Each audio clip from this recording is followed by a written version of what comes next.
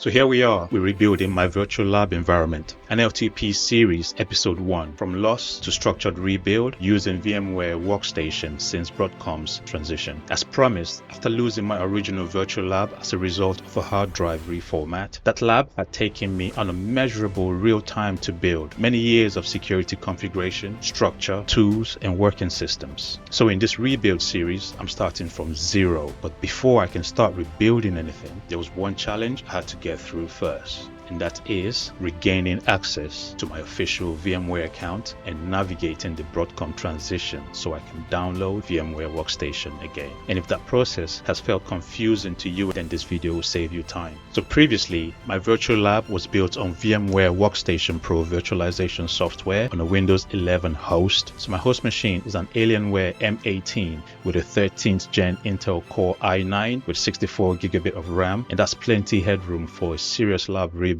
The challenge this time was not the hardware. Since VMware's transition under Broadcom, the route to support authentication and download feels different from what many users were used to. Broadcom's current support guidance now point users through Broadcom's Support Portal for VMware Workstation download and installation steps. So I would like to show you the process realistically, not just the successful end result. So let's move over to the show and tell. In this demo, I'll show how I regained access to the account, how I navigated from VMware.com into Broadcom support flow, how I handled the first login credential update and verification, how I downloaded the installer from my purchased product, and how I prepared the VMware folder structure for this rebuild series. So the first call to action, reaching the portal.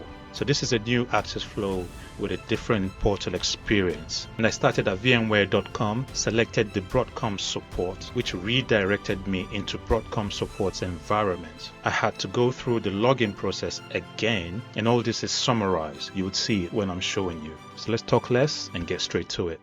So today I'm keeping it simple and going with Chrome. You can choose whatever browser you prefer. While we have the browser open, we want to navigate to https vmware.com, and we want to navigate to the login page, the login option. We want to click on Broadcom support. While in Broadcom, we also want to log in here now. So this is where the confusion comes in, because you're having to do this twice, but with the safeguard measures that Broadcom has put together as a result of the mergers and acquisition, this is what users have to go through, hence the painful process. But you only have to do this once now by heading straight to broadcom.com rather than going via VMware. So you come straight to broadcom.com, and that should present you to this page. Click the login, which then presents you with a login window.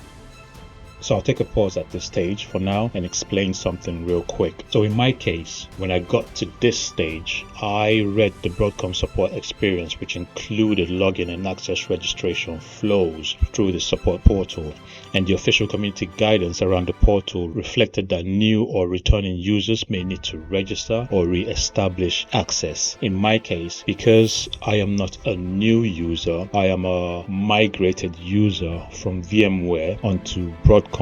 So I fall into the category of users looking to re-establish access. So the option I was presented was updating my credentials, and that process was more like having to re-sign a new agreement with Broadcom that then nullifies my previous agreement with VMware, now being transferred onto Broadcom. So in other words, that's a new enrollment now onto Broadcom, and no more direct affiliation with VMware, which creates a new agreement between myself and Broadcom. I believe there are other information you can read to get more detail. This is not about VMware or Broadcom. This is just a simple explanation. Moving on. So in this case, we put in our password,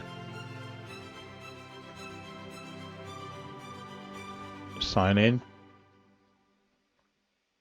And here we are at Broadcom customers dashboard, and this is my dashboard showing the name, the profile, and the software that was downloaded on the 4th of April, the product being VMware Workstation Pro, and the file name, an exe file executable. In this particular instance, I'm not looking to download any files because I've already downloaded this on the 4th, and there's a proof there because the software already exists, which is this software, VMware Workstation Pro. We'll be looking at that later on. back to this page so we can go ahead and close this out. Again, like I mentioned, this is a simple and straightforward explanation on how to get your VMware Workstation Pro. If you ever had it directly with VMware, it is now with Broadcom, and you can access it and retrieve your rightly purchased product. I hope that helps. So we log out, close out everything, put this down. So here we are. So what we do when we are finding this download, we navigated to the portal, we located the Workstation Pro, verified its version. The software was never the issue, but the path to get to that software was. It is not as straightforward as it was. You're having to double sign in, double log in, detection from VMware to migration onto Broadcom. So all that, you need to get your head around that. It is not a big deal. You just have to understand that your product now sits within Broadcom's environment. They are now your data processor. So we move on to the next stage, which is installing the software and verifying that everything is fine. So I've gone through that process already. I've installed it, and if you see here in the system, this has been installed. Here it is. If I open that up and explain the situation of things, so here we are. When you first install VMware Workstations, you're presented with this window. What you would have is just My Computer. So what I've done is gone ahead and created a container, a folder for both Windows system and Linux system. And I do this whenever I open up a project for virtualization. In this case, again, I've created a Windows and Linux, and within that I would usually have a template. I will have a folder for client machines, servers machines, so there could be workstations, this could be desktop, this could be servers, anything. And the same for Linux. And another reason why I break it down like this is templates are things to be reused. If I am creating an environment for a SIM, I would like my machines to be hardened. What I mean is putting enough controls to make sure I reduce the threat landscape of that particular asset. After doing that, I turn that into a template that can then be redeployed multiple times, and it maintains its configuration and things are identical.